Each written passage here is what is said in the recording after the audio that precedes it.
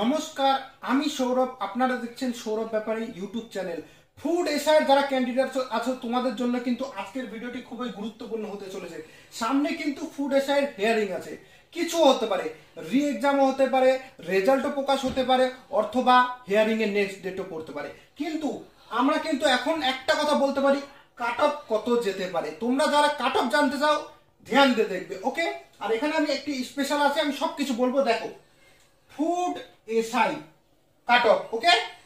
তোমরা যারা জেনারেলে আছো তাদের ক্ষেত্রে কিন্তু 95 ধরে রাখবে।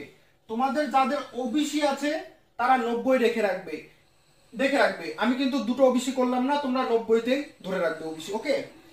এখানে এসসি কিন্তু তোমাদের 88 যেতে পারে এবং এসটি 85। আর তোমরা সবাই ইডাব্লিউএস বলো, ইডাব্লিউএস তোমাদের 92 ধরে রাখবে। এবার এখানে স্পেশালটা কি, আমি ইডাব্লিউএস অ্যাড করে দিয়েছি, ওকে। এবার পিএসসি কে আমরা ভরসা করতে পারছি না। দেখো, সামনে যে হিয়ারিং ডেট আছে, আমরা জানি যে 16 জন অ্যারেস্ট হয়েছে, ওকে। 16 জন কিন্তু অ্যারেস্ট হয়েছে, 16 জন কালপ্রিট। এবার এখানে কথা হচ্ছে যে দেখো, রাজ্য সরকার সবসময় কিন্তু চাচ্ছে যে সবকিছু পেছাক। এসএসসি মামলার ক্ষেত্রে কি দেখলাম, সব কিন্তু পিছিয়ে যাচ্ছে, কোনো ডেট মতো কিছু হচ্ছে না। এখানে আমরা বুঝতে পারছি যে রাজ্য সরকার চাচ্ছে না দেখো নিয়োগ হোক। তাই আমার হিসাবে সামনে হিয়ারিং এ আমার মনে হয় ডেট পে ডেট, তারিখ পে তারিখ এটাই হতে চলেছে। এবার তোমাদেরকে আমি একটা কথা বলবো, তোমরা এর মধ্যে তোমাদের যদি নাম্বার থেকে থাকে, তোমরা যদি রেজাল্ট বেরায় তাহলে পরে তোমাদের 5 নাম্বার এটা ধরতে পারো।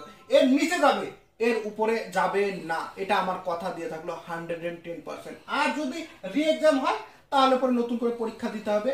কিন্তু আমার যেটা ধারণা, রি এক্সাম রেজাল্ট চান্স কম, চান্স হচ্ছে তারিখ পে তারিখ আবার নতুন ডেট পড়তে পারে। তাই আজকের ভিডিওটি এই পর্যন্ত, তোমাদেরকে কাট অফ দেখানোর জন্য এই ভিডিওটা করলাম। আর 2 নম্বর কথা হচ্ছে তোমরা চ্যানেলটিকে সাবস্ক্রাইব করে রাখো।